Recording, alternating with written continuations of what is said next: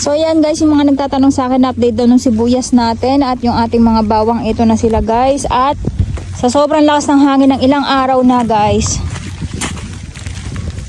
ayan yung mga bawang natin. Grabe, nagtauban yung ating mga kuryente. Ayun, at yung ating mga bamboo. So ang dami natin tatastasin. Itong nasa ibabaw natin, baka tastasin na natin guys. And then yung labanos natin, namumulaklak na. Ayan, hindi na natin na-harvest guys. Tumigas na. Tayo dyan. Jajang! Ang dami nating labanos. So bukas i-harvest natin to guys. Ayan, may mga nagtatanong kasi sa akin, kamusta na daw yung mga pananim ko. Tingnan nyo, nagkabulaklak na sila. Oh. Diyan, ay nabali natin. Ang lutong oh. Ang sarap guys. Sayang. Guys, nandito tayo ngayon sa ating farm kasi may mga nagtatanong kung kamusta na daw yung ating mga pananim. At ito yung mga labanos natin na mamumulaklak na, kaya dapat ay may harvest natin sana bukas, pero dahil uulan hindi tayo sure kung makakapag-harvest tayo tomorrow. At ganito na yung itsura ng ating mga labanos. Ang lalaki na nila. So ganyan yung itsura ng ating labanos guys. Ito hindi pa naman ito mamumulaklak, pero pwede pa to. Grabe. Ayan oh. Subukan natin yung iba nating labanos i-harvest. Ayan, kung makikita nyo guys. So maraming variety ng labanos. Itong labanos na to, hindi siya yung masyadong lumalaki. At dahil ang lutong niya, ang dali niya mabasag. So kailangan pag i-harvest natin siya, ayan, alug-alugin lang natin. Kasi ang dali niya. Ay, may bilat.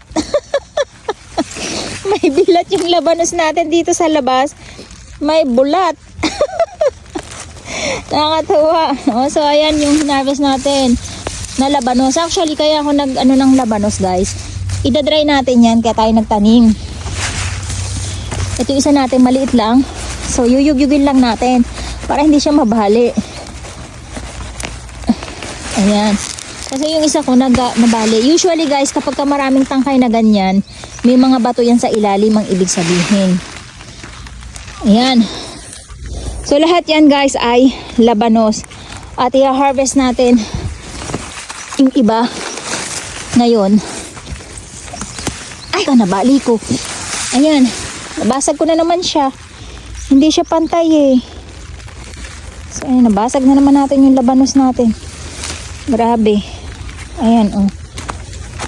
So bukas natin babalikan yung iba dyan at i-harvest natin. Lahat sila guys may laman na. Ayan, yung iba hindi lumaki no. Ayan. Nagbubulaklak na sila. Pagka ganyan may bulaklak na, matutuyot na yan sa loob. Kaya kailangan i-harvest na natin talaga. Sorry na dito isa. Kailangan yuyub-yub. Pero ito maliit eh. Ang liit. Grabe. Ito yung dahon niya. Pwede nyo yan isahog sa miso soup. Pwede nyo rin siya itempura. Oo. Grabe guys. Nabali. Ang daling mabasag. Nabasag ko na naman itong isa oh. Nabasag ko guys. Kasi matubig.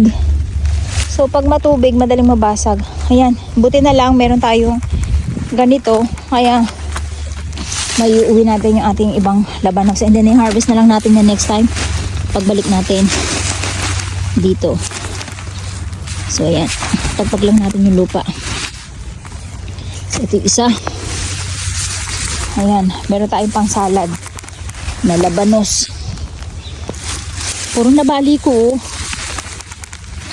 Actually yan guys, pwede natin yung gawing. So, ito talaga natawa ako. May bilat. Sayang guys eh, yung mga nabali. Ito pa oh, nabali ko din. Ang taba na itong isa. So, ayan, ito ang liit. Okay, so yun yung lola nyo. At bababaw lang yung iba oh. Sige, lumaki yung iba. So ayan, uuwi na yung lola nyo.